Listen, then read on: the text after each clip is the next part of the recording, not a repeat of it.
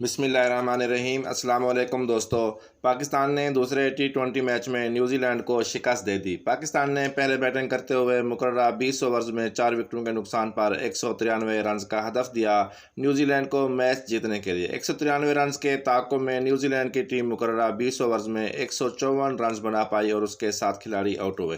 اس طرح یہ مقابلہ 38 رنز سے پاکستان نے جیت لیا۔ یاد رہے کہ پہلا مقابلہ پاکستان نے 88 رنز کے بہت بڑے مارجن سے جیتا تھا۔ دوستو، ویڈیو میں آگے بڑھنے سے پہلے آپ سے گزارش ہے کہ ویڈیو کو لائک اور شیئر کر دیں، چینل کو سبسکرائب کر دیں، ساتھ دیے گئے گھنٹی کے بٹن کو بھی دبا دیں تاکہ آپ کو کرکٹ کی اپڈیٹس بر وقت ملتی رہے۔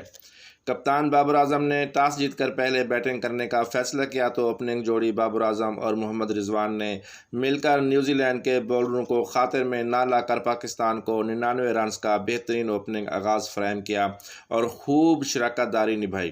تاہم محمد رضوان 50 رنز بنا کر آؤٹ ہو گئے۔ پہلی وکٹ 99 رنز پر گرنے کے بعد پاکستان کی مزید وکٹیں یکے بعد دیگرے گرتی رہیں، تاہم کپتان بابر اعظم نے وکٹ کو روکے رکھا، جس کا ساتھ دینے کے لیے افتخار احمد ہے۔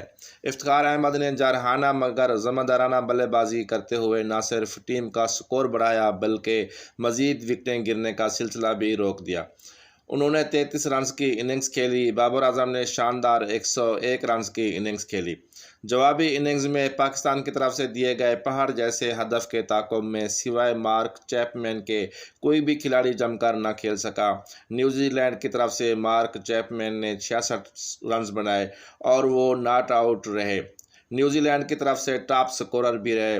نیوزی لینڈ کی ٹیم مقررہ 20 اوورز میں 20 اوورز تو کھیل سکی مگر ہدف حاصل نہ کر سکی، صرف 154 رنز بنا سکی اور 7 کھلاڑی آؤٹ ہوئے۔ اس طرح نیوزی لینڈ کو 38 رنز سے شکست کا سامنا کرنا پڑا۔ پاکستان کی طرف سے دوسرے میچ میں بھی حارث رؤف نے تباہ کن بولنگ کرتے ہوئے 4 کھلاڑیوں کو پویلین بھیجا۔ شاداب خان، عماد وسیم اور زمان خان نے ایک ایک وکٹ حاصل کی، جبکہ آج شاہین افریدی کوئی وکٹ حاصل نہ کر سکے۔